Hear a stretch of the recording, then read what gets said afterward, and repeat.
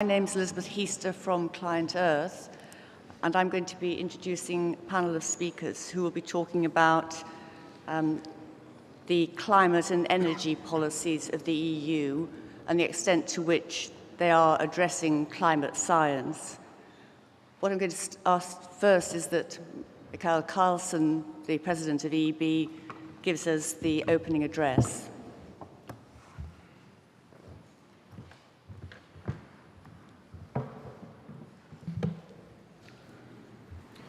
Well, thank you, Liz. And yes, I will go through some issues related to climate change and policy responses. We'll do it in a general way. I'm not a climate scientist myself. I work on environmental policy, but also including energy system issues. So I will give you some examples as well from a Swedish situation. But first, just to set the scene, because climate change interacts, of course, with other trends, with the other types of development.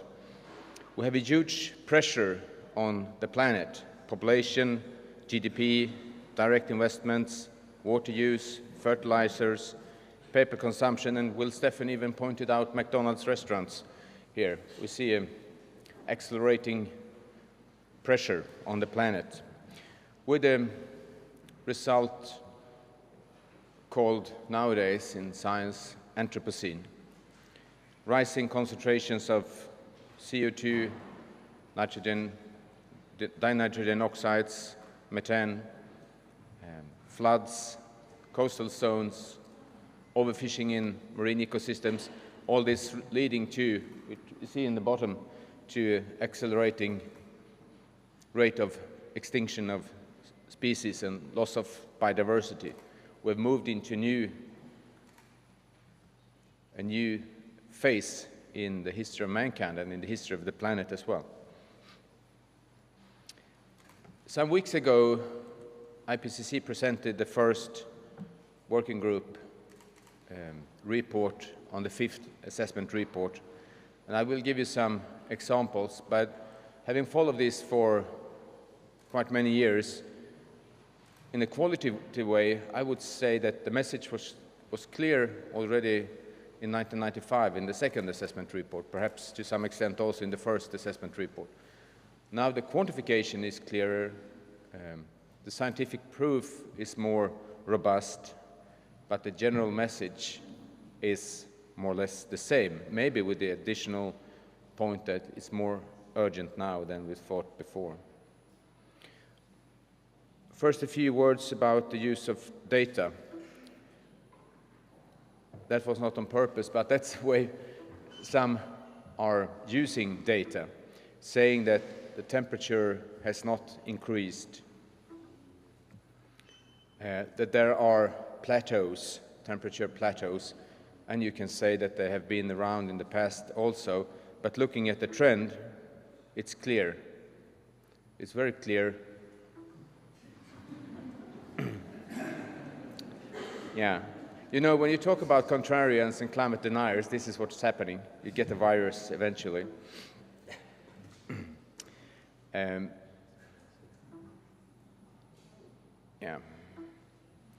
If you look very rapidly in between, you see here that there seems to be an increase in Arctic. This is, well,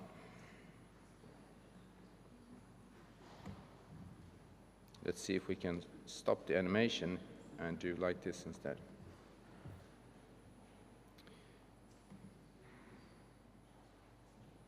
Do you see in the back? Oh, no. Okay. It's always interesting, man against machines. Well, this is the growth of the sea ice in the Arctic sector between 2012 and 2013. And it said that, well, we have a recovery here. The climate is cooling and so on. But if we avoid cherry-picking individual dots in the statistics, we see a clear based on a full scientific approach, a clear trend, a clear negative trend over time. And what was blinking before was, of course, well, you've seen this in the debate. We have a plateau, we can't see any warming. They point out intervals previously as well, but if you connect them, the trend is clear. So the message is very clear. We have a climate science consensus that the warming of the system is very clear.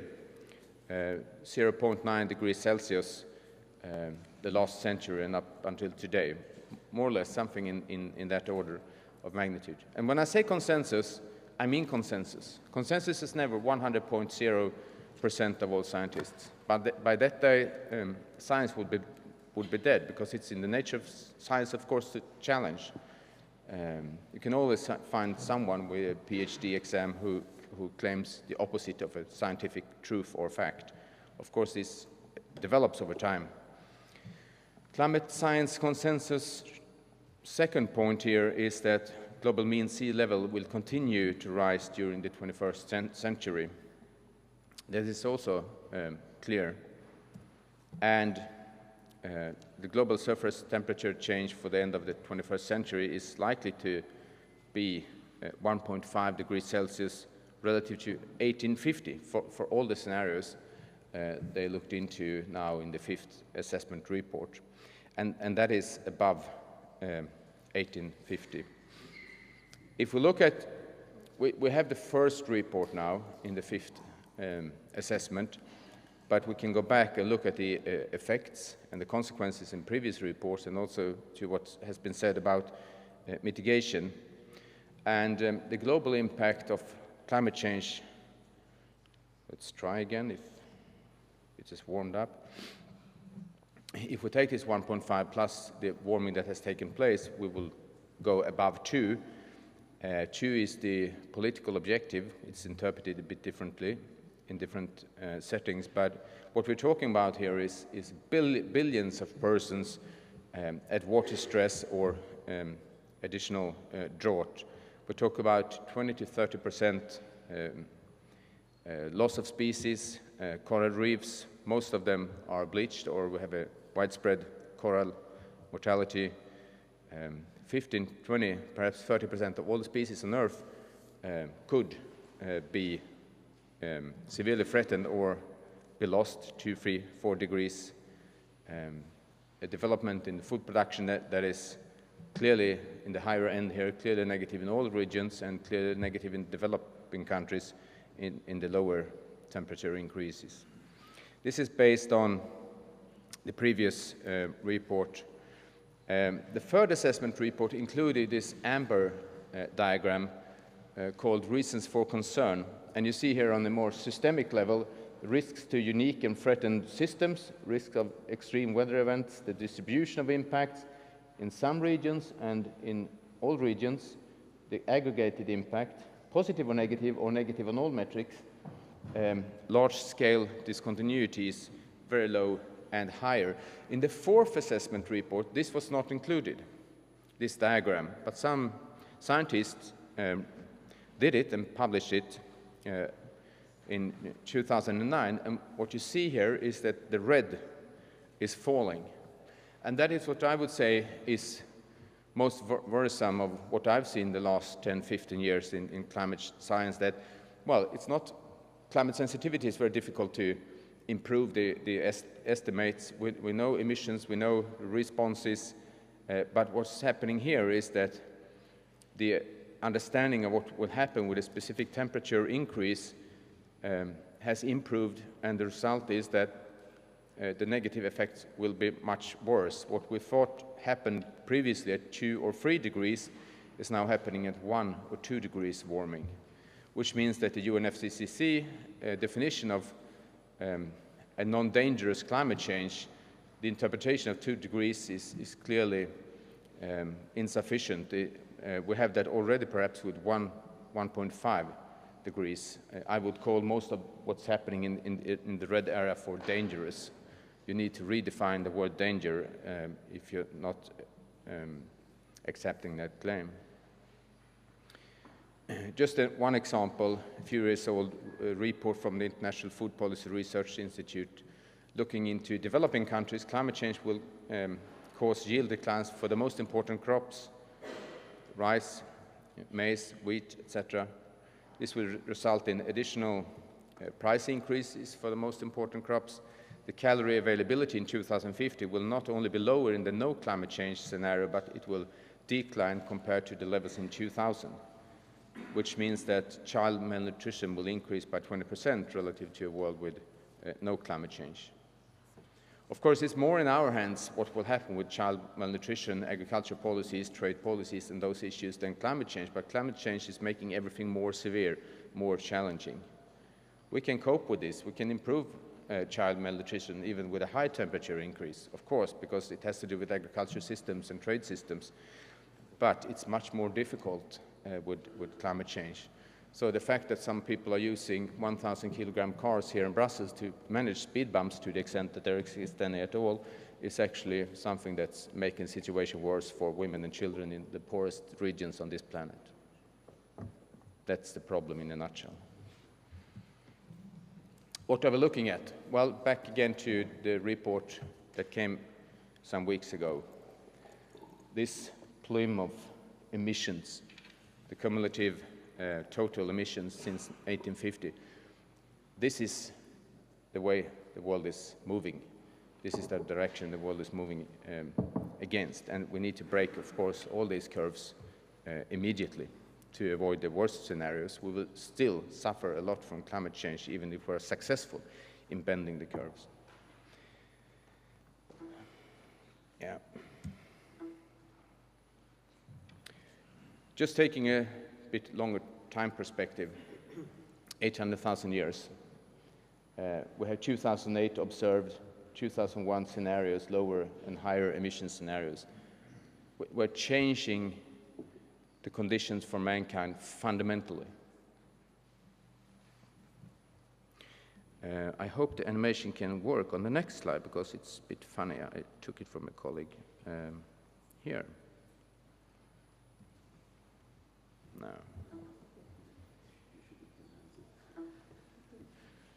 Well, sorry.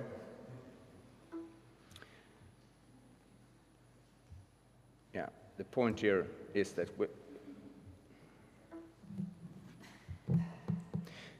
the history has been bumpy, and we have had what we call civilization the last 10,000 years with a very stable climate.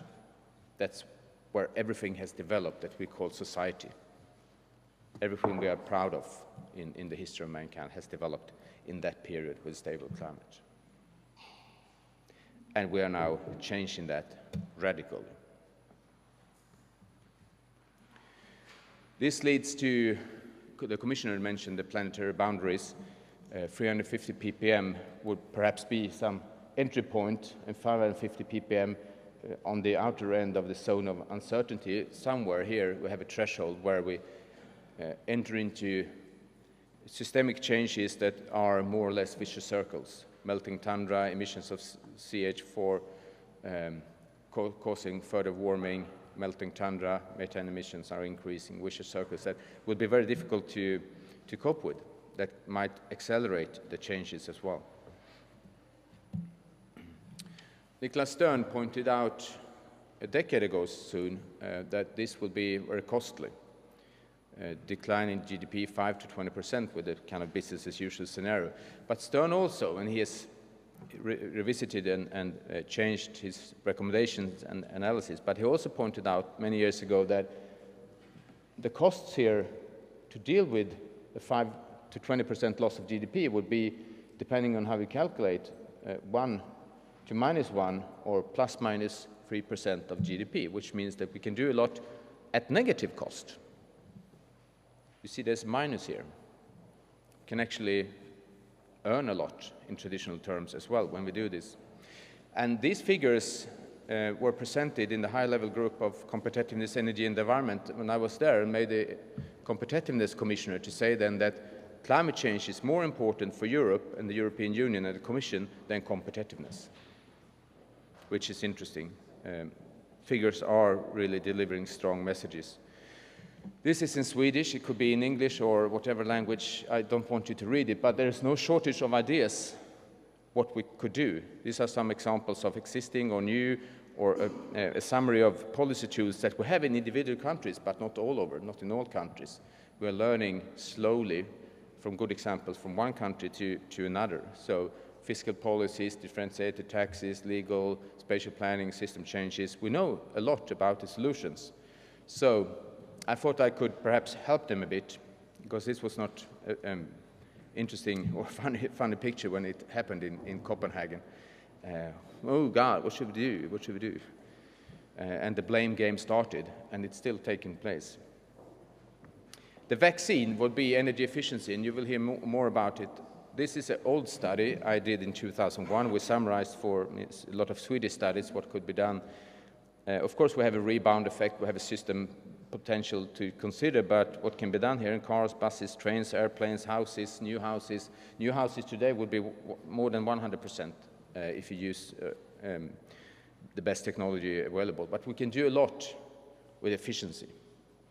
And the rebound effect is never 100%, because you're not consuming all the gains in increasing the travels with the car, for instance. Then we have the medicine, and that's the renewable energy. And I think this picture from last year is striking. Wind power, solar, and then we have the loser, nuclear. There is no nuclear renaissance. Those claiming nuclear renaissance, they're pointing out single reactors heavily subsidized by governments and banks. Of course, there will be more nuclear power plants, but the peak was just before Chernobyl. Then it has decreased due to safety concern, and also nowadays due to economic concerns. So nuclear is over. I did this study a few years ago, Värmland, that's my home country, where I was based at the university previously. We were looking at socioeconomic objectives set by the county board, you can say, and we took by then the toughest climate objectives we could see. And we identified a number of win-win measures: wind power, district heating, biomass, combined heat and power, decreased use of oil, that worked smoothly, improved energy efficiency in industry and housing, etc., worked well. And of course, it was easy to identify what could be done here also with respect to transportation in yellow: improved energy efficiency, decreased use of cars, and public transportation. And this country is actually having a six-finger valley structure with train transportation in 4 of those, and you could do buses to the central city just on top of the lake, Karlstad, where people are commuting to. But the fact that the city has allowed an external shopping center 6 kilometers west of the center is destroying the entire regional spatial planning system, because the only way to go to that area would be by private car. And what's happening when that external shopping center is expanding is that the service in the surrounding smaller municipalities is decreasing. There are no shops there any longer. So what's happening? Well, municipalities are saying that, well, we want the parliament to do something, and they have learned to say we want them to internalize externalities, which means that local communities and regions are planning for increased environmental taxes. And of course, that's a crash of policies that is making it very difficult in the parliament to adopt new environmental taxes, because people are in social traps. So this refers to what was said before about changing systems as well. We need to change technologies, but systems, and let that go hand in hand. So in this case, when it comes to transportation, which is considered to be, since it has to do with behavior, very difficult to change, we saw clear win-wins between climate objectives and socioeconomic objectives. We need new models, of course. This is the report on the Commission on Measurement of Economic Performance and Social Progress with Stiglitz and others. The Commission even said, Barroso and the head of the OECD said, well, we need to go beyond GDP. So the theoretical understanding is there. Environmental tax reform, these pictures were presented by Weizsäcker in the Swedish Environment Ministry in 1993. The development in Germany with increased employment rate and increased CO2 emissions. And already by then there were calculations on how to change these things. And I'm not going to go into the details, but very interesting calculation examples with strawberry yogurt production and cars and houses and a lot of things So the potential is clearly there, and nowadays these recommendations are coming also from OECD and the Commission. But still, environmental taxes are very low. The average is 6% of the tax base. We have 10 times as much on labor. We haven't shifted the tax base. We're talking about environmental tax shift, but that's in the order of millions, not billions. So the development here is extremely slow. Few percent or parts of percent of the tax base is shifted now. Where's the public money going? It's the same with the environmental budget. Percentage of percents, 0.5% of the budgets are used for environmental measures. That's the average, about that. 0.5% of the total governmental expenditures in our countries are used for environmental policies. And a lot of money is going into, in the case of Sweden, state-owned Vattenfall, in coal power still. Public procurement is a good report from Client Earth on procuring best value for money. With change in the procurement directives, that has happened, but still a lot more needs to be done. Green jobs and investments, UNEP, I mentioned that in my introduction this morning, the report that came in 2008. Also here in Swedish, generate more green jobs from the EPA in 1995. To employ one person in a month is costing half if you sanitize schools, if you prevent noise or remediate polluted areas compared to building new roads. You get 2 persons employed for the same amount of public money as when you're building roads if you clean up the environment. Still, it's just happening to a very small percentage of investments. Strictly climate objectives generate economic gains. What's morally right and what's good for also negotiations is technically feasible, economic sound, and environmentally needed. So we have a perfect match, actually, between technology, environment, health, economy, etc. So we can actually, and interesting here, if you look at the annexes, even on national level, as I mentioned, in Poland, you have an increase in growth and employment if we have stricter climate objectives. Environment and competitiveness. Environmentally related taxes are not identified to cause significant reductions in competitiveness in any sector. That's the voice that finance ministers are at least assumed to listen to, OECD. Energy-intensive industries are able to rise to climate change challenge while maintaining competitiveness. That's the outcome of the high-level group on energy and competitiveness. Stern wrote that concerns that carbon-intensive industries locate in countries without these policies, well, empirical evidence suggests that only a small number of worst-affected sectors are internationally mobile. Even for those, environmental policies are only one determinant of localization decisions. And we have Potocnik, who said just the other day, if you think economy is more important than environment, try holding your breath while counting your money, which summarizes more or less everything. I don't think he was the first to say it, but still, it's good. The poor people can do that, which is an interesting exemption. The German presidency in 2007, the yellow here is interesting. As globalization continues and ever more technological advanced countries compete over growth, employment, and resources, the abilities to serve green markets will be a crucial factor in maintaining competitiveness. That's the key word here. We're going to lose if we're not doing this. Tomorrow's economic competitiveness will depend, of course, on energy and resource efficiency.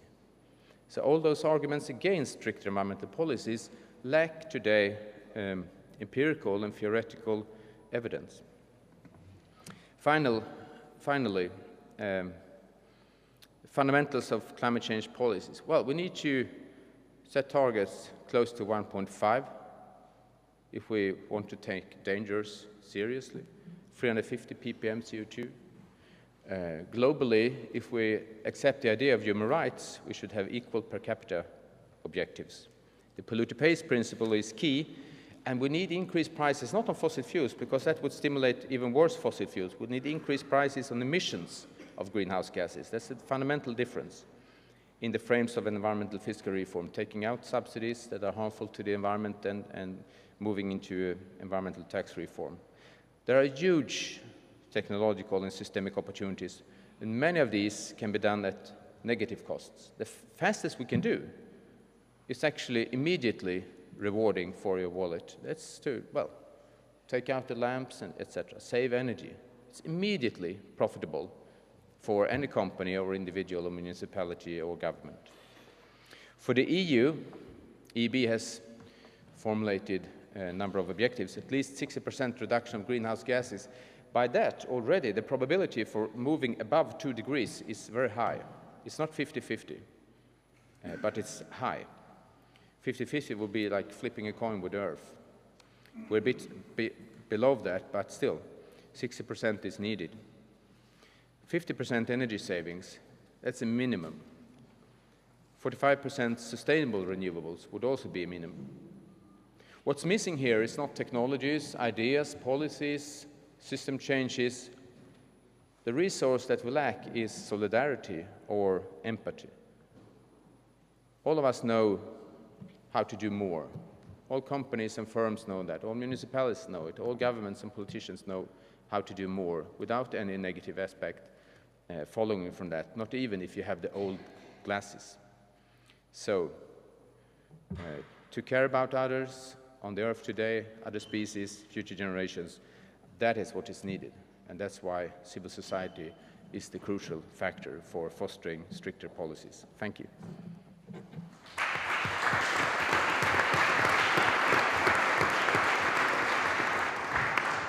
Thank you, Michael. I think it's very interesting to have the analogies with vaccines and medicines. And what I'm hoping our speakers will now talk about is the context in which those vaccines and medicines are administered and the diagnosis of the plan of the ailment which they're hoping to cure. And I think we've got a number of people on the panel who will give their ideas as to where that medicine can be applied. But first, we're very pleased to welcome from the Commission Humberto Delgado Rosa from DG Climate, who is going to talk about the climate policies. Thank you. Thank you. Thank you for this opportunity to be here with you. I'll try to run quickly to my messages also for the sake of time management. And let me start by putting a bit in context climate policy, also vis-à-vis climate science and the situation of the planet, of the Anthropocene, as we've heard from Michael. The first thing I would like to say as well, climate policy is a daughter of climate science. There would be no climate policy without climate science. And I actually think that EU's climate policy has been quite drafted following climate science. But with this said, we all know how the characteristics of science, which have an inherent uncertainty, an inherent skepticism, which is what makes science live, has been used by some to try to deny climate science. And we have seen how this has evolved. It has evolved from saying no climate change, that doesn't exist, to then, yes, it exists, but non-human causes. Then, yes, it exists, human causes, but not significant. Then, yes, it exists, human causes, significant, but some things are worse.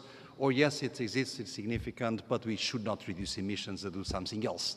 So the summary is, I would say, that the debate is basically over in the scientific realm, domain. Why? Not because there are some scientists claiming there's no climate change, they just can't publish. So the peer reviewing system that makes science is not letting any papers that I'm aware of actually basing on scientific facts, there's no climate change. So the climate skeptics nowadays, they're all, of course, still active in the political domain, but their life is getting harder, not only because of the IPCC, but because of another fact. Climate impacts are on the rise. They are on the rise everywhere. And where people are hit, they want policy to act. So this is one part of the spectrum. Unfortunately, the so-called climate skeptics were not right, and we have indeed a big problem in front of us. The second issue is a comment on the evolution of energy scenarios, because I must say, from very early on, I've understood the reality of climate change, but I did have some hope. Well, Mother Nature will help. It will make things go not so quickly. No, It's very quick and getting quicker. Then I had some hope, maybe some negative feedback loop, a kind of Gaia-like approach of Mother Nature absorbing CO2 unexpectedly. No, we only have positive loops so far, like methane from permafrost or reduced albedo from snow melting, etc. And then I had some hope, well, maybe peak oil, maybe fossil fuels will get exhausted somewhere. No, no, no. There's far too many fossil fuels in the planet so that if we keep pumping them into the atmosphere, we'll fry ourselves and at least our descendants. So the challenge is very big because we have a society that's still addicted to fossil fuels, but I think the crunching decision mankind will have to do is a big part of those reserves out there, we should leave them where they are. This is one of the main issues. At the same time, in the energy realm, we have seen, well, Fukushima has brought one major blow to nuclear energy. It won't go away because of that, but it's getting harder. And at the same time, all the issue of the cost of renewables was brought in, also in the context of the economic situation, which is the third element. The world has faced a quite severe economic crisis, and arguably Europe is still struggling to deal with it adequately. And of course, when someone is worried with employment's wages or mortgages, it's normal that the attention to climate change is reduced. So in this, the way I see it today in Europe, there's a debate or two world visions, if you want. Some that say, well, there are plenty of fossil fuels, so let's keep it going, at least for the time being. And others that say, no, no, no, because of the economic crisis, that's why we need even more to go green. That's a way out of the economic crisis. So I think the subject, as identified, was very relevant. I think today in the EU, there are several opinions or ways to look into it. Some actually just want to profit in the context of the economy to trash out climate and environmental, I would say, policy. Usually, these have a kind of skeptical look to the issue, like it's not really sure it exists, or my country will not suffer in the end, or whatever. While we can say that others think that, yes, we'll have to do something, but the first movers will lose. That's another vision. And those say for the EU, let's wait for the others. We should not go ahead. Let's stop, think of the economy. And well, all the world will move, then we move. And others look at it as something, yes, we should go ahead, but let's keep the policies, but let's go slower to allow some time from recovery to the economy. And there's a fourth way to look at it, which is to really look to the ambitious climate policy as the way to promote the economy, to foster jobs, growth, innovation in a sustainable way that can stay. And this is, of course, the kind of vision that I presume most of us in this room would endorse, but it's not consensual in Europe. The debate is fully going on. Another interesting element, we are in a moment when some of the big partners are finally moving out of self-interest. Think of China. China has been suffering enormously from pollution of several kinds. And indeed, I presume that with their capacity to take decisions in their system for next 5 years, we will reduce energy intensity by X. China is likely to be ready to do their share. And we also have in the US, unconventional fuels apart, we do have a US president now that wants to deliver something on climate change. So it's a bit peculiar for Europe to have the skeptics and deniers and slowers on the move right now, on a moment, and on the contrary, we should match up internationally to go ahead. So what are we doing? Actually, we, Commission, as you know, we are working towards making the Union ready to bring concrete proposals, namely to attend the call by Ban Ki-moon, the Secretary General from the UN, that has called for September 2014 a meeting for concrete compromises to be put ahead. And some countries, such as China, precisely have already responded positively. So we should be ready to respond positively.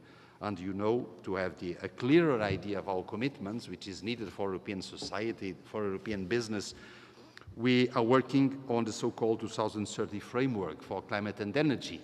There was a public consultation, as you may know. We are working in an impact assessment We are very pleased to, from this public consultation, to identify a very broad support to a greenhouse gas target.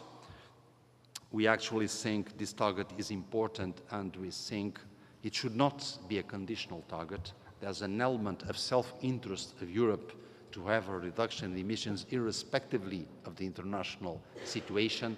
That should be captured in a target, even if we would be ready to go further ahead on some conditional element. That's something that we think important. It's also very important on this issue of the target to speak with one voice. And for the EU to keep speaking with one voice, we must understand the different circumstances, situations, energy profiles, economic situations of the member states. So we'll have to have mechanisms to have a fair and equitable effort sharing of whatever burden is in any case associated with an ambitious target. Looking now, just a couple of comments more on renewable energy and on energy efficiency. Well, the stakeholder consultations so far on renewable energy have shown a diversity of views. There are those that strongly support a specific target for renewable energy, those that don't. The same apply for energy efficiency. So in drafting a proposal later on, we'll have to take into account what will be the best approach, and I'm not in condition to tell you now what's the best approach for renewable energy or energy efficiency. But in any case, we do have in mind that renewable energy targets have worked well to overcome market barriers, to increase renewable energy penetration. And in spite of the fact that indeed we must be cost effective in support schemes, still support schemes are likely to be needed to promote renewable energy. And we should not forget the multiple benefits that renewable energy does bring us. It's the real sustainable energy. You have clean air associated, reduced import independence, and job creation for renewable energy. So that will be up to be seen. On energy efficiency, again, there was quite a variety of views, not on the relevance of energy efficiency. It's a win-win for all, everyone says that. But on if a target is the best way, views are very diversified. And we'll have to keep in mind how can we address the market failures that exist in energy efficiency, what avenues. So the opinions on this are still very relevant also to help us craft what should be there. I think I'm abusing time. If I can have one final minute, my final comment is, let's say, on international climate policy. We know we are struggling to get a new global agreement by 2015. There are some steps in the middle towards that. It will be, as always, a hard-fought battle to get there. We have also an identified pre-2020 ambition gap that must be tackled. And we have some hope that on some sectors, including renewable energy, energy efficiency, or reducing fluorinated gases, or CO2 standards for vehicles of several kinds, are several ways for us to try to increase this ambition gap, be it in Europe or outside Europe. And we should not forget that apart from the new global agreement per se, some working workflows or implementing past decisions are very important. And I'm thinking on the development of strategies and plans for low carbon development, on the monitoring, reporting and verification methodologies, on the reducing deforestation, on developing carbon markets, and very importantly also on an increased attention to adaptation internationally, including loss and damage, which is an issue of growing importance for the least developed countries and the small island states. So very final comment is, and this is something where I think environmental organizations can help a lot, we need a transition to sustainability. But for it to be viable politically, it must be framed in a positive narrative. So, because if you frame it in a negative narrative, like your quality of life must be reduced, human beings don't move in that way. And for that, you need to rely the development that we need on the self-interests of individuals and nations. And luckily, there's a lot of self-interest to be captured from ambitious climate policies. So this is the way I think we should frame it. Thank you.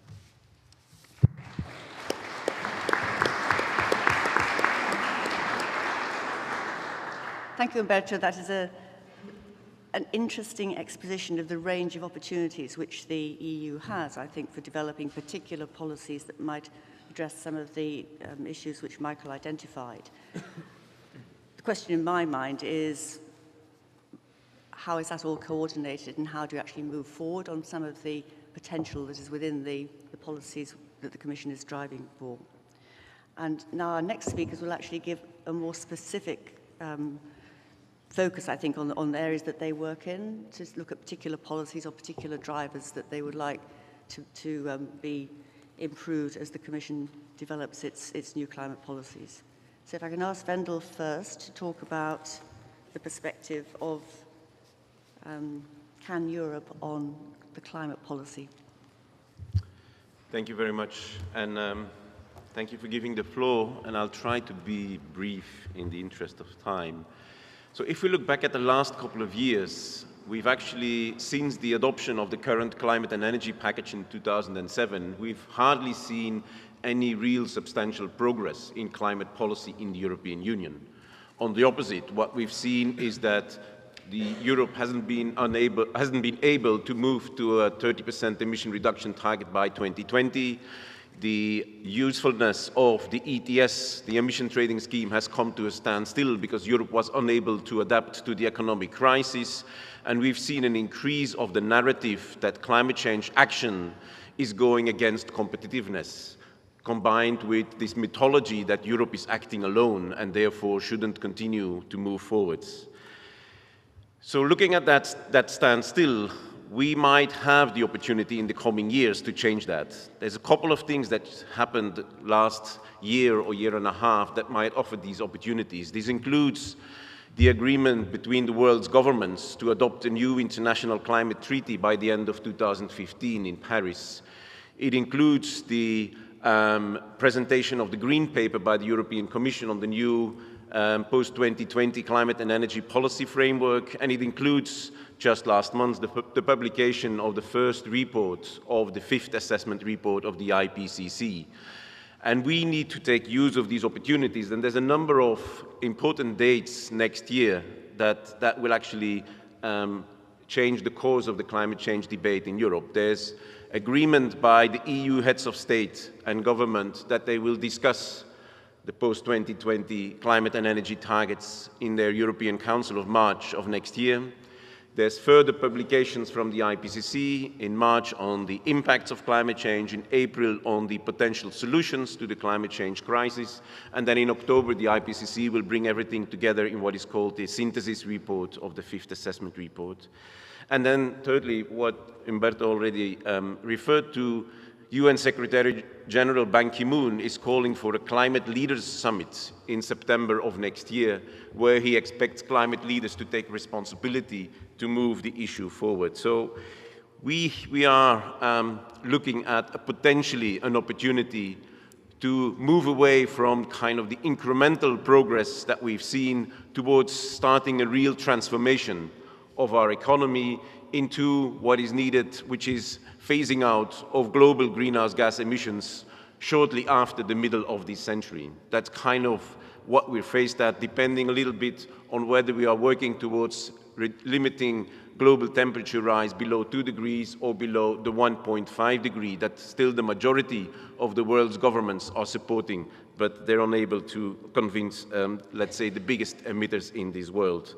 If we're looking at a global phase out rather soon, then we're also having to revisit what the EU is currently proposing for its 2050 target, which is the 80 to 95% emission reductions. It's clear that if we really want to avoid dangerous climate change, the EU will need to go to the upper end of that range, or even go beyond.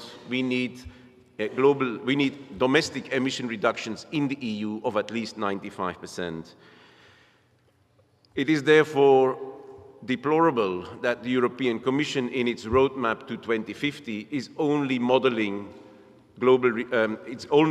European reductions at an 80% target, and they are not looking at this 95%, which also brings us to a European Commission proposal to reduce emissions by 2030 with 40%. That is way not enough on that trajectory to 95% or beyond, is way not enough on a trajectory to keep temperature rise below 2 degrees or to keep climate change within safe levels.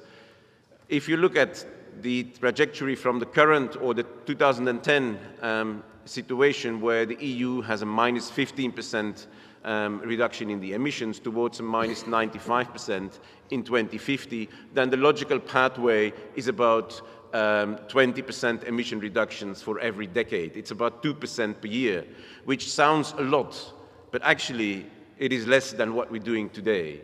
The last 5 years on record, the average emission reduction was more than 2% a year. It's not much more, but slightly more than 2%. So a reduction of at least 55% by 2030 is definitely what is needed. And when we look at that very ambitious objective for 2050, we not only need a greenhouse gas emission reduction target, but we also need to ensure that we avoid the lock-in of continuation of polluting energy use in Europe. And we need, next to the greenhouse gas emission reduction target, we also need clear targets that will drive renewable energy production and that will drive energy consumption reduction in Europe. And so just my last remark, by adopting these 3 targets, by adopting very ambitious targets in the first half of next year, the European Union can drive other countries, can drive the big emitters in this world to do the same and to come with a collective big target in the autumn of next year towards the Ban Ki-moon summit, which then can be the basis of looking how can we ensure that the world stays on a pathway below 2 degrees. Thank you.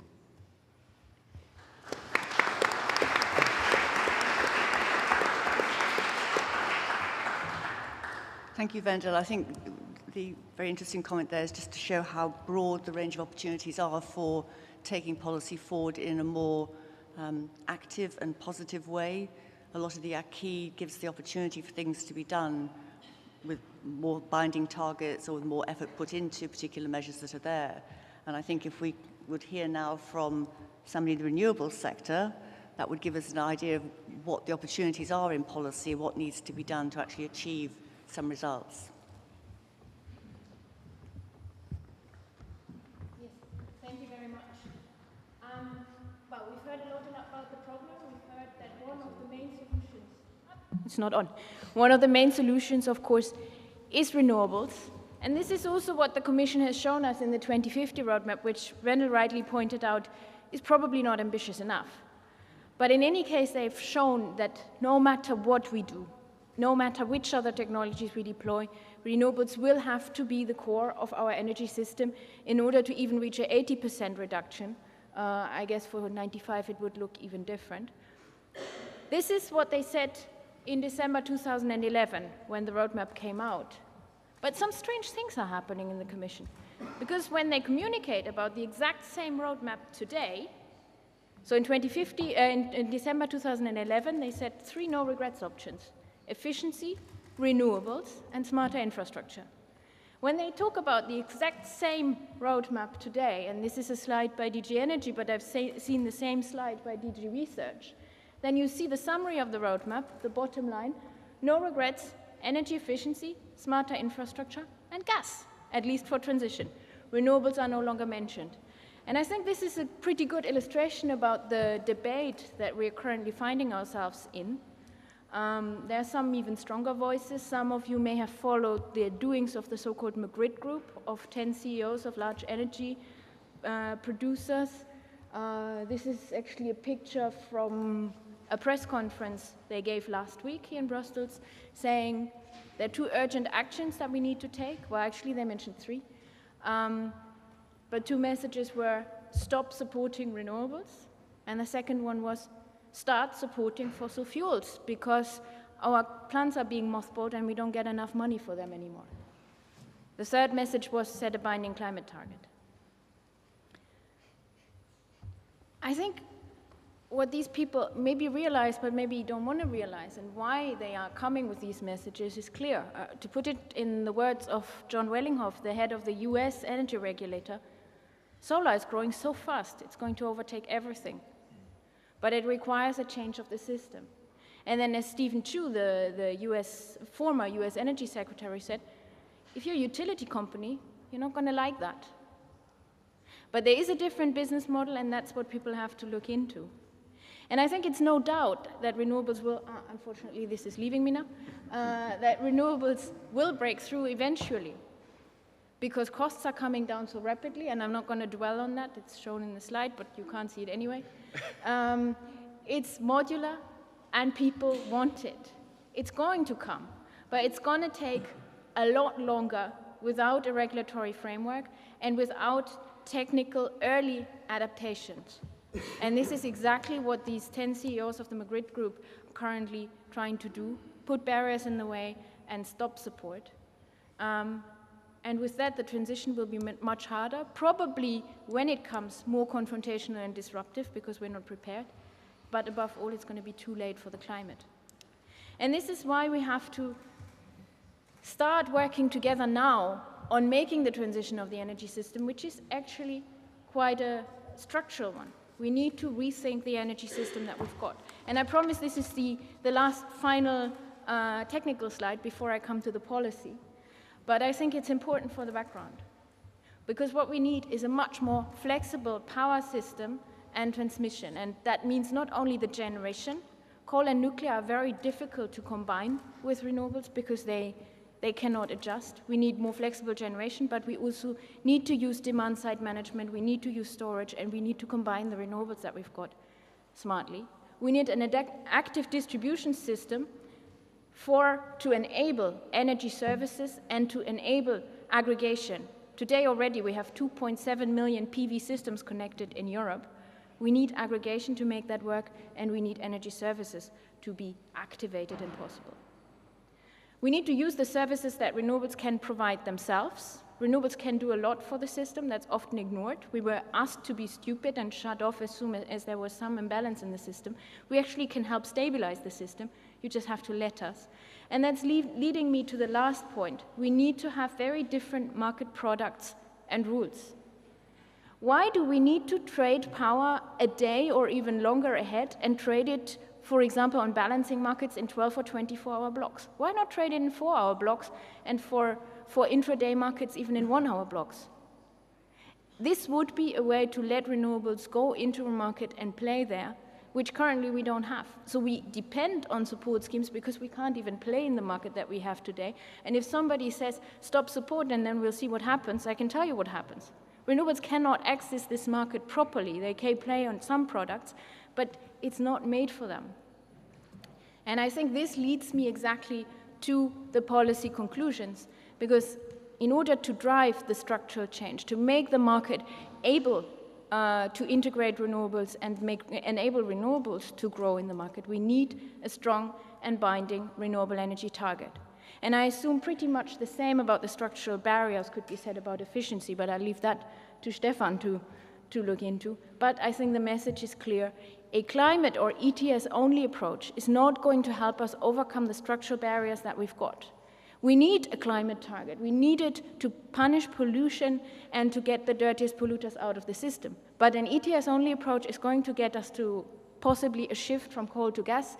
It's not going to bring about the structural change that we need to employ the real solutions that are currently hindered just by the structures that we've got. So we need more than that. And here I would like to express a warning against what is sometimes called as the French approach, saying, okay, let's first come with a climate target because maybe we find more agreement on that. So let's fix that first and then we look into renewables and efficiency. It's not going to happen. First of all, it's going to be difficult structurally because we might end up in the same problem as we had with the 2020 package, that the climate target is not consistent with the renewables and efficiency targets. But it is also realistically not going to happen. Let's not fool ourselves. We need to have this package together. We need all three targets together in one go. It's not going to work in a piecemeal approach. We need to rethink market rules and regulations, as I've mentioned. And then I think the other big political message is refrain from a narrowly focused capacity mechanism for fossil fuels. And this is what the so-called Madrid group has called for, saying we have a security of supply issue, we don't have enough capacity, therefore give us money to keep our plants running. This approach is not looking far enough. Actually, in Europe, we don't have a capacity problem, we have oversupplies. We just are not using them smart enough. We need to use better the grid system that we already have to balance across the continent, expand that system where appropriate and needed. We need to work better with the energy we have. Even in the US, normally not a leader in sustainable energy policies, we already have today companies, large energy consumers, participating in the balancing market with 29.5 gigawatts, taking out their demand when there's a shortage. This is the equivalent of 60 not so small gas plants that is actively working in the market and saying, we are balancing supply. And these guys are making money with that. For them, it's a business opportunity as well. So think about that. Don't think about subsidizing fossil fuels to keep security of supply. Think wider, think what we can do to become smarter and make our energy system work. And I think the last ones I will not dwell on much more. I've done it on the technical slide, and I'll finish here. Thank you.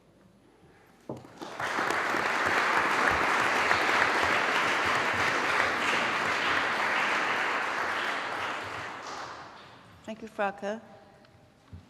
It was music to a lawyer's ears to hear regulatory framework mentioned once. I've not heard that in any of the presentations so far. So there's a question as to how we make this all work. What is the legal and governance structure for any of these proposals that come forward? So I'd now like to pass on to Stefan Scheuer, who's the Secretary General of the Coalition for Energy Savings. Stefan, if you would like to talk about the particular approach to energy efficiency, which I think is what you were going to focus on. Yes, I will do. Thanks a lot, Elizabeth, and good afternoon to all of you. I will also try to keep it short and only show you 2 slides, which I think are quite important. It's a pleasure to be here and to be invited by the European Environmental Bureau. The Coalition is proud to have the EEB amongst its membership, together with quite a number of other environmental NGOs, civil society organizations, but also industry, workers, professional, local authority associations, which I believe makes the coalition quite a unique stakeholder here in Brussels, cutting across the traditional borders and boundaries of the stakeholder classifications. And it shows what energy savings and energy efficiency can do, and joining the forces, what we are doing in order to put energy efficiency and energy savings first in Europe's economic, energy and climate policies. So what I want to do in a short statement is to make an economic case, showing that energy savings is an economic prerequisite and that the energy saving potentials we have in Europe are large and are able to create a lot of space for climate protection. It is, in that sense, a question of economic competence that energy efficiency and energy savings are central to the 2030 climate and energy framework, because wasting energy means nothing else than wasting money, wasting resources, and having a massive capital outflow from Europe. Europe is running the world's largest trade deficit in energy, some 423 billion euro a year, doing all sorts of things, including deforestation, offshore drilling, financing undemocratic schemes. And we have an opportunity to keep a lot of the capital in Europe and do all sorts of things we need to do urgently in order to create jobs, to improve societal well-being and to improve environmental performance. So the Coalition for Energy Savings is calling for a 40% binding energy savings target in the 2030 framework to tap the cost-effective energy saving potential, because we believe that only this target can achieve and ensure that Europe achieves its competitiveness, energy and climate objectives at the same time. While a greenhouse gas target on its own is likely to fail to trigger energy savings and would lead to a waste of energy and money. And that's why I want you to look at these two graphs here. The first one, you see, and can we put that a bit larger?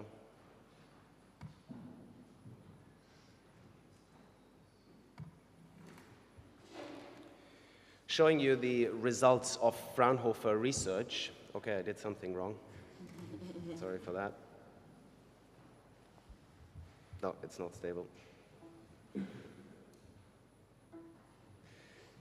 And illustrating how far tapping Europe's cost-effective energy-saving potential would deliver in terms of greenhouse gas emission reductions.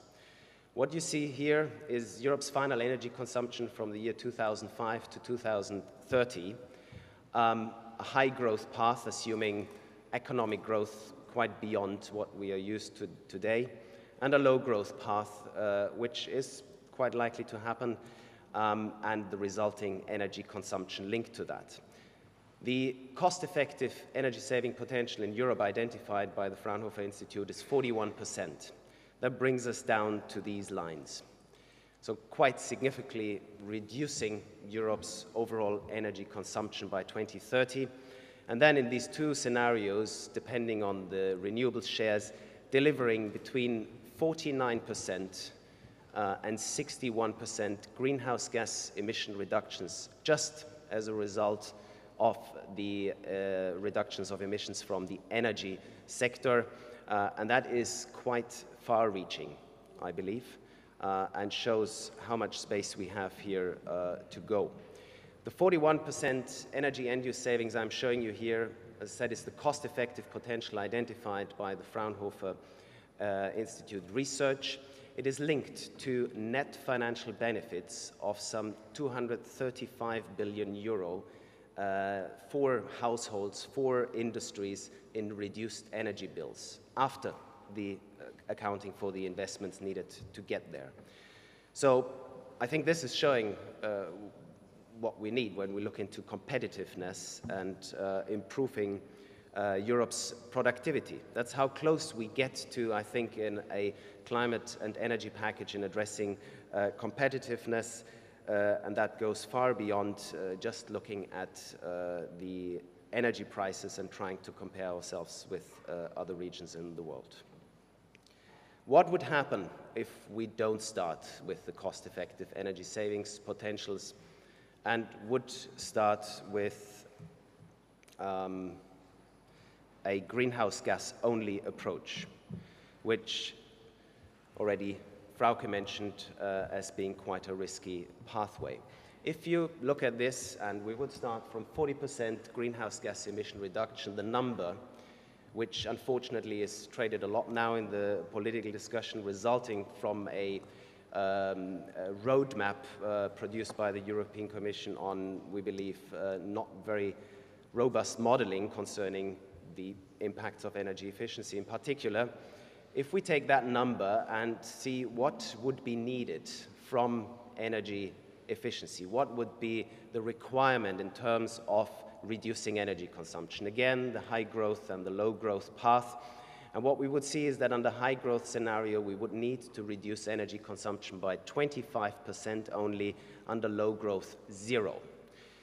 And what that means, just to put in context, the 25% is already quite secured with existing energy efficiency policies. 0% would therefore mean no savings additionally, but rather decreasing our energy efficiency and increasing our energy wastage. So that is quite a stark picture showing that with a greenhouse gas only approach, we are running high risks. It does not work, and we would show not that we have economic competence here. In conclusion, we find that energy savings is widely recognized as the cost-effective solution to tackle the energy and climate issues and to bring us into a transition to sustainable energy. So why would we leave them behind in the 2030 climate and energy framework? We believe that only an energy savings target of 40% would secure our competitiveness, energy and climate objectives, and is therefore prerequisite. We have to all work together and join our forces to ask the decision makers to take this up. We have a very strong narrative together, very convincing one, but unfortunately yet many politicians are not working on this narrative. They seem not to listen and take forward that positive story. Thank you.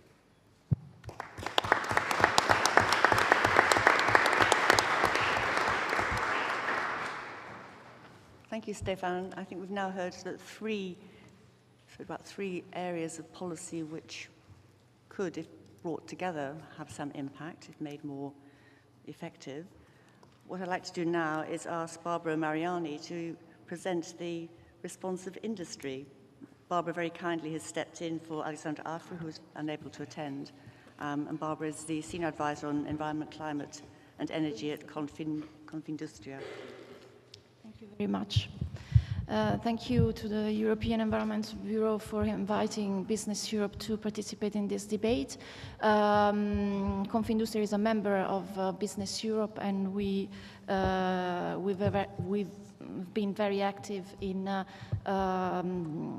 elaborating policy recommendations for the 2030 energy and climate package. I would like to start by picking up one or two of the 5 questions put in this session, and just by providing answers. Yes, we do believe that Europe has to keep a leadership, but we prefer to say that Europe has to co-lead in the energy and climate policy at a global level. And yes, we do believe that Europe has to give an example, but the example must be good, because only good examples should be will be followed by third countries outside Europe. So this is just to provide a very short answer to the questions. But then I would like to focus on some figures, some of which have already been mentioned this morning, but for us it is very important to stick to these figures. You know that since 2008 Europe has lost 6 million jobs. You know that we are facing serious budget restrictions, some countries more than others, but this is Europe. You know that at the same time energy prices in Europe have increased tremendously, especially if compared to our competitors. For example, I have a figure that says that European industry has faced electricity prices of an average 38% in real terms, whereas corresponding figure was -4% for the US. And this is an important aspect. And you also are aware that while emissions have been reduced in Europe, also because of the economic crisis, they have increased hugely outside Europe. China emits probably more than Europe and the US together today, and this is another important figure. And also, as a consequence of this, the European carbon footprint has increased because we are producing less and importing more, and importing from countries which are dirtier than Europe. So from an environmental point of view, something is not working.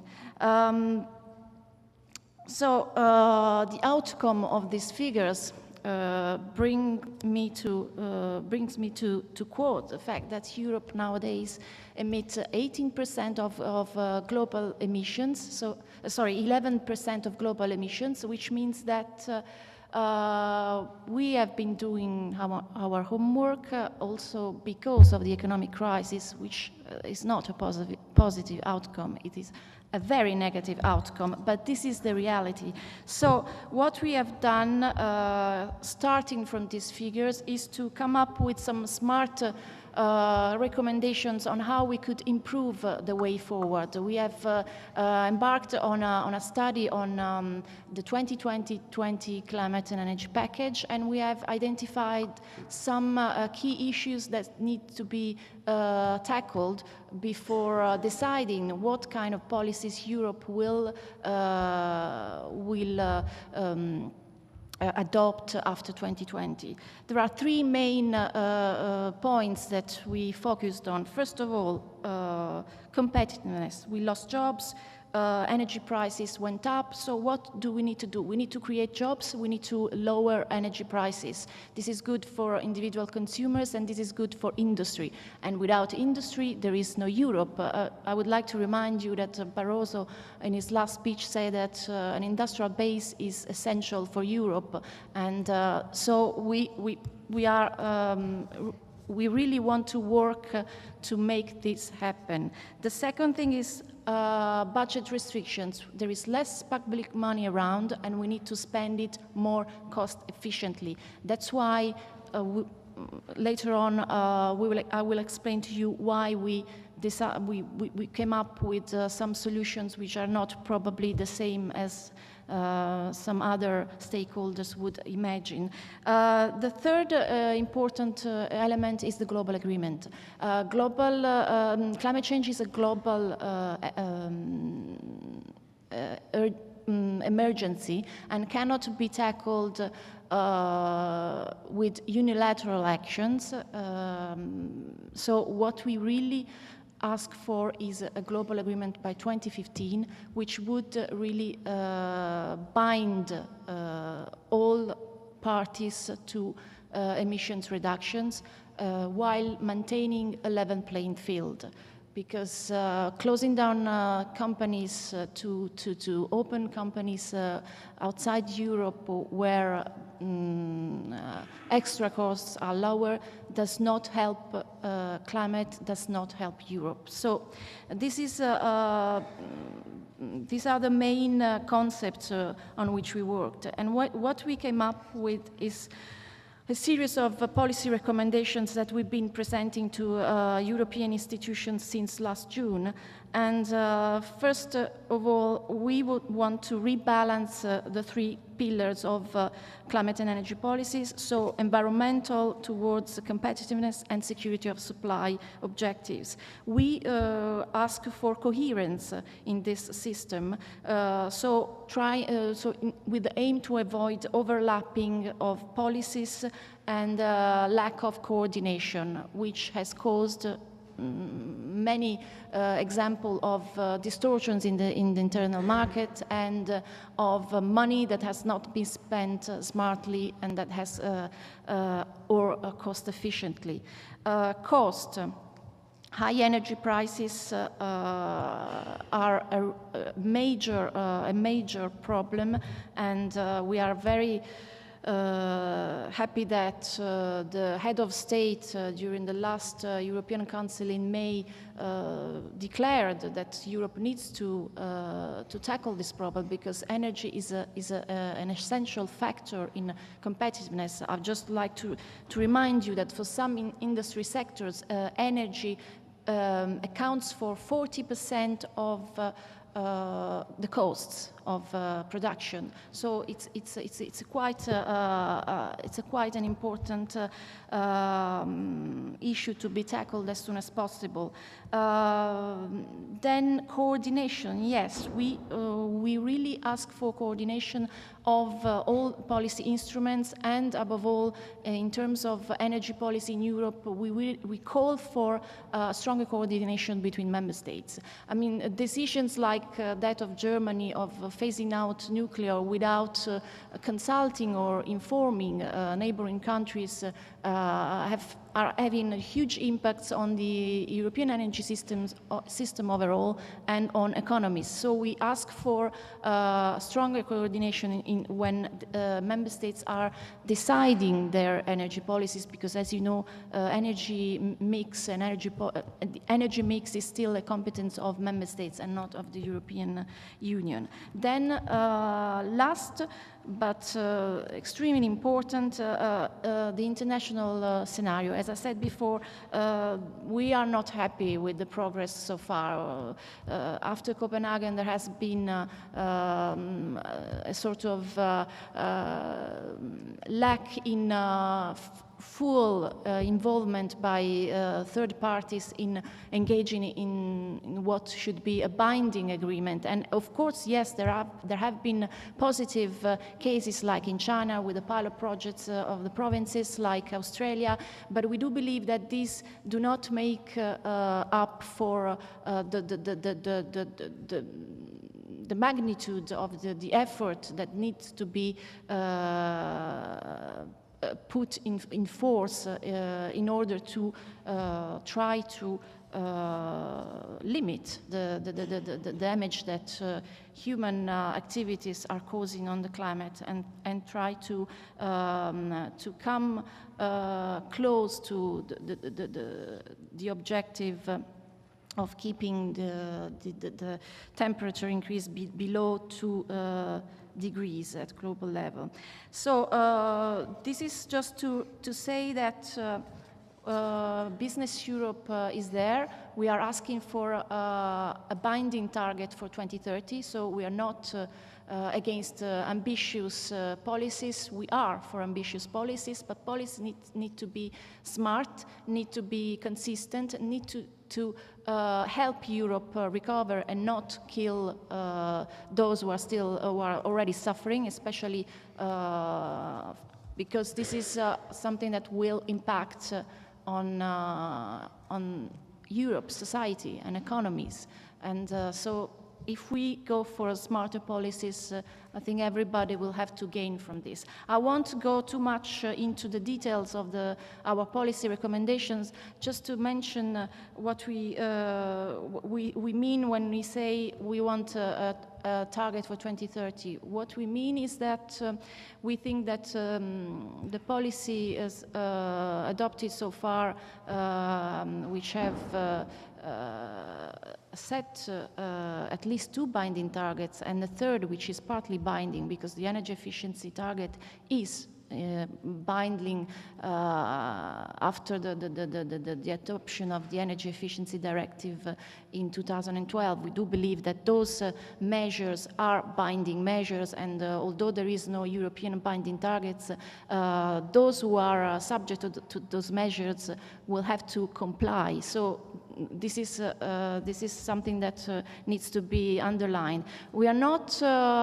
We do believe that energy efficiency is a priority, because it, from an economic point of view, it is what everybody would need. I mean, save energy in order to save money. Industry is already doing that. I'd like to recall that the Energy Efficiency Directive also puts very strong commitments upon industry, and industry under the ETS directive is also subject to very ambitious efficiency benchmarks in order to get free allowances, free CO2 allowances to make up for direct costs of the ETS. So efficiency, industry is already committed, and we are not against, I mean, we cannot be against energy saving. I mean, it would be just a folly. What we say is that we need consistent policies. If we have a binding CO2 target, we should, energy prices will go up, and this is a problem we will have, and it will be an economic case to produce from renewables to save energy because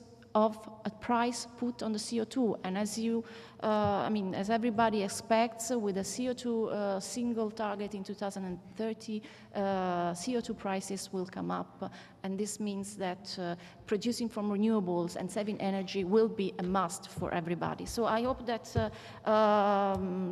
we can all work together in making things better in the future, and we are obviously happy to confront our ideas with yours. Thank you very much.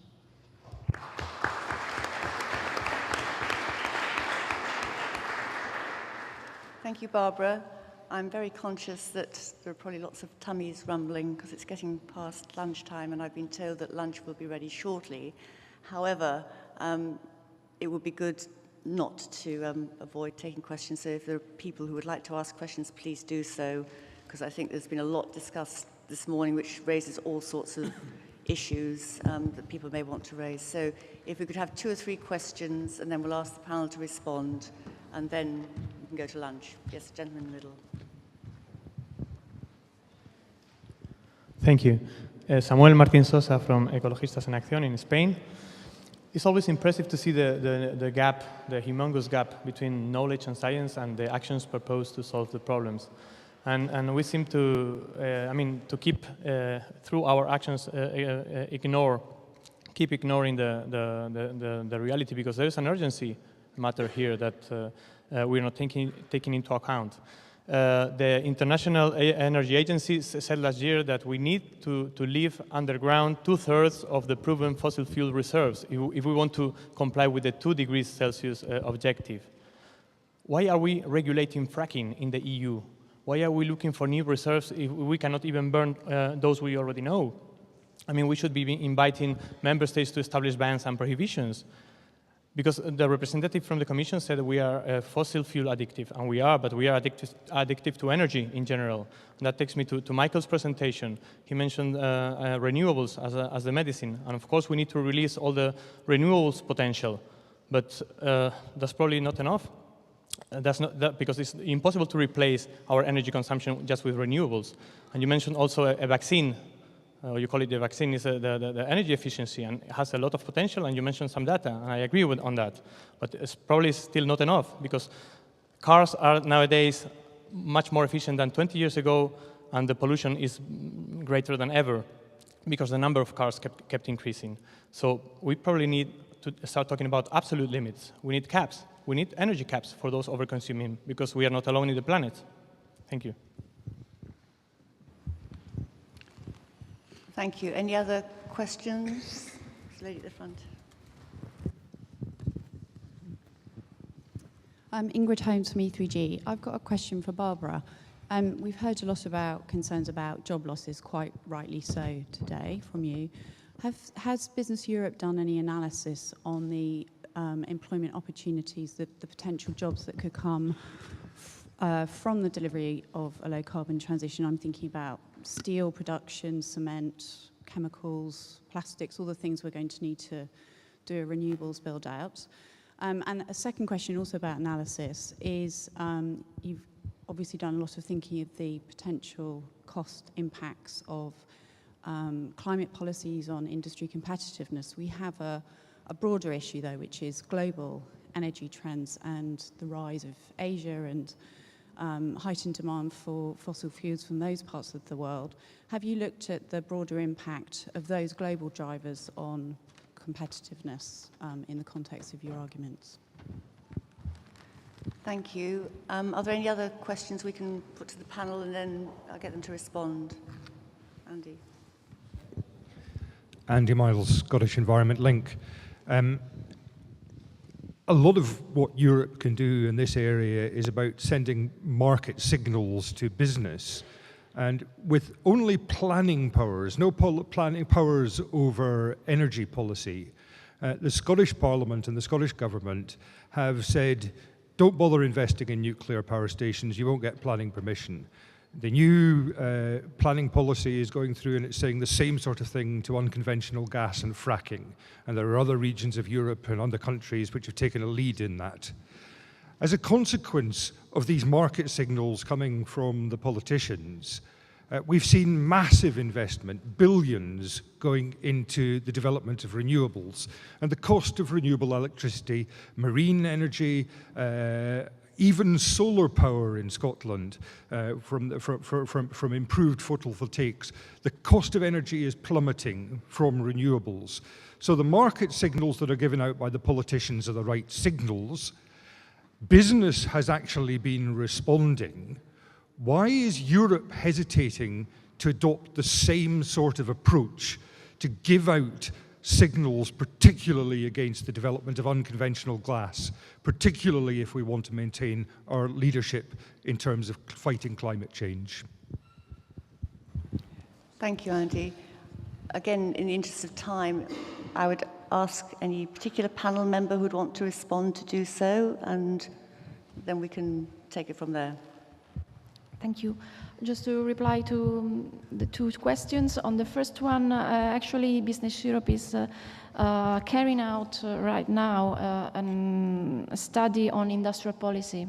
And the aim will be exactly what you mentioned, in order to identify strengths and weaknesses in our industrial scenario, and point to areas where we could improve and areas where growth and jobs could come from. So I think it will be finalized in the next 4 or 5 months, and we hope to be able to use it as soon as possible. On the second question, I'm not sure that there has been, at least I haven't seen so far, anything so specific on the cross-border impact of technologies, but this could be useful food for thought. Thank you. I see 2 hands along the panel to reply. 3, 4, okay. Shall we start with Stefan? Yeah, one point, just as it was mentioned, the question of capping energy consumption I heard there, and also I think it relates a bit to the presentation we had before on the tax. I'm just wanting to make a case that in order to create a workable investment climate for energy efficiency improvement measures, we need a stable system, which is sort of predictable in terms of the volume we need to do.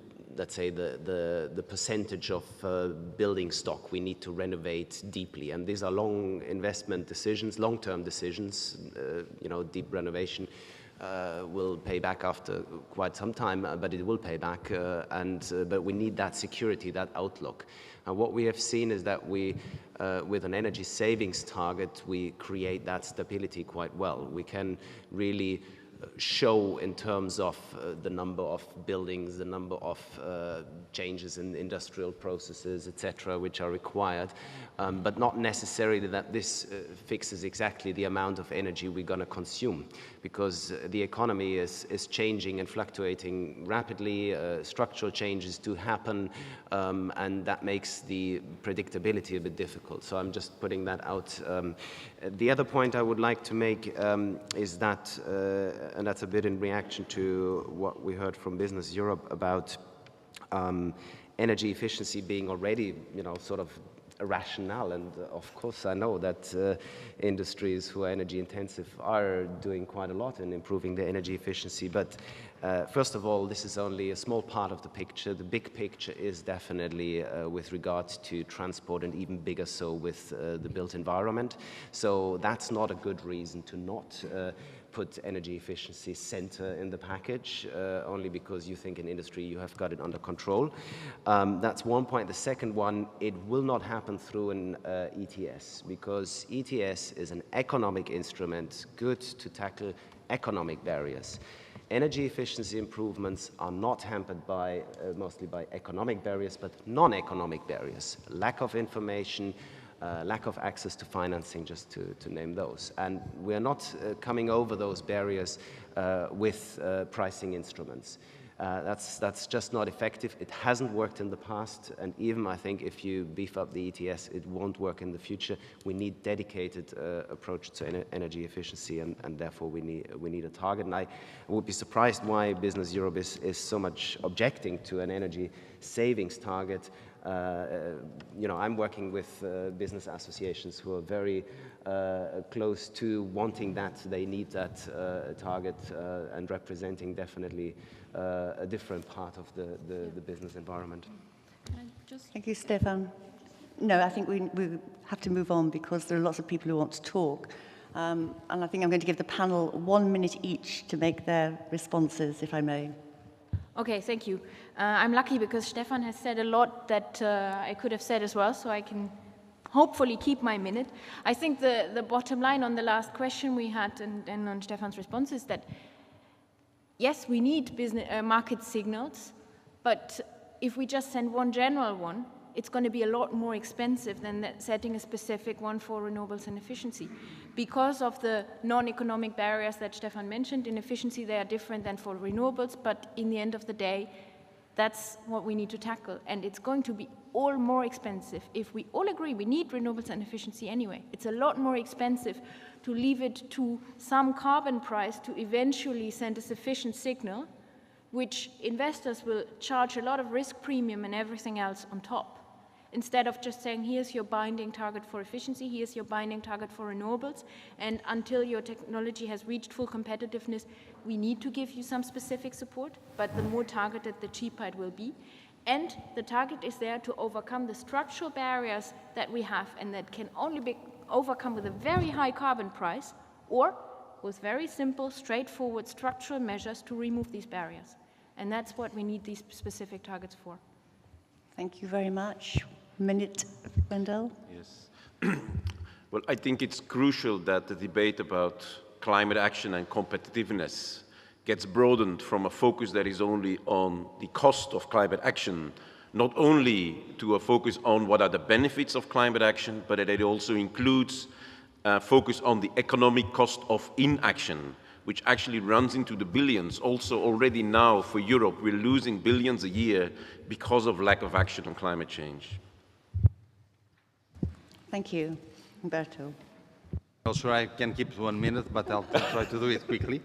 The main issue I want to say is you referred to the word acquis. So we should not forget we have quite an acquis in Europe in climate policy. And we should not also forget the good results of such acquis. Yes, our emissions have fallen and our growth has increased. So we have decoupled. And one can say the ETS is in a standstill. Wendell referred, is referring to the price of the allowances, but it is functioning and delivering. So the one thing we should keep in mind, and I'm now getting to the message by Barbara, is yes, Europe has a lot of problems, a lot of economic problems, many jobs losses, etc. How much of that came from climate policy? I don't think it did. The energy costs, is the insignificance of the impact is shown by the price of DTS nowadays. So we are very much in favor in the Commission for an industrialized Europe, of course, but I don't think that the bet on getting a low-cost energy in Europe will be the solution. The solution will be the impulse that comes from ambition, from renewables, from efficiency, from the jobs, investments and opportunities therein. So the other comment I do, yes, there are many voices now attacking renewables for several grounds, some of them to try to protect fossil fuels. I can tell you by one side, we are very alert in the Commission on non-subsidizing fossil fuels. That's a call that's coming politically from everywhere, international financial institutions, governments, etc. But there will be a transition needed. We also don't forget that from realism. You have summed up, and I will stop here, the whole debate around how to tackle it. No one here speaks against energy savings, as you've heard. How to tackle it? An instrument, economic instrument only approach, or also regulatory, political? That's the heart of the debate in 2030 climate framework. And one point we should not forget, of course, targets per se are also political signals.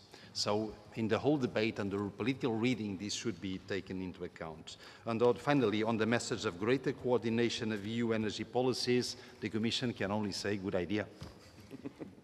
Thank you, Umberto. And I'm going to leave it to Michael to wrap up, having given the introductory speech. Well, thank you, and interesting comments and talks and questions. We heard that we need cost-effective policies, that other countries are worse, that policies are overlapping, that we need to rebalance objectives, and that there is a rationale in energy efficiency. I would say that most of that is not correct. It's a myth that energy effective measures are done automatically, even in energy-intensive industries. There are individual cases of carbon leakage, but you cannot extrapolate those, you cannot generalize those, there is no theoretical support for that, there is no empirical evidence. Theory and practice is pointing in the other direction, I would say. So the reluctance in taking more actions or supporting that is reflecting, as I see it, a disbelief in science, technology and innovation, but fortunately more and more companies and business associations are not supporting the legacy of the past of those that are voicing what we did before. I would like us to scrap the idea of burden sharing and start talking about benefit sharing and focusing about the cost of no action.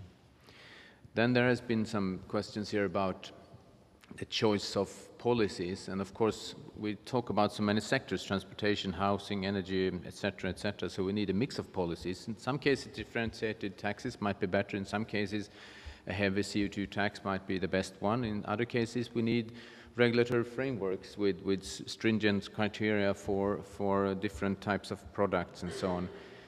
CAP is not a universal solution. Cap and trade is not functioning. So, Samuel, I mean, the question is, where do you have the cap? Is the cap beyond the planetary boundaries or under? We can, Stefan, with pricing, achieve a lot if the price is enormously high. So, I mean, we need careful, well-designed policies. We need to use the entire toolbox here, and we know a lot and can achieve more than even the environmental movement is asking for. Thank you very much, Michael. I won't detain you any longer because it's lunch is calling, but if you could join me in thanking the panel for extremely stimulating and wide-ranging debate. So thank you.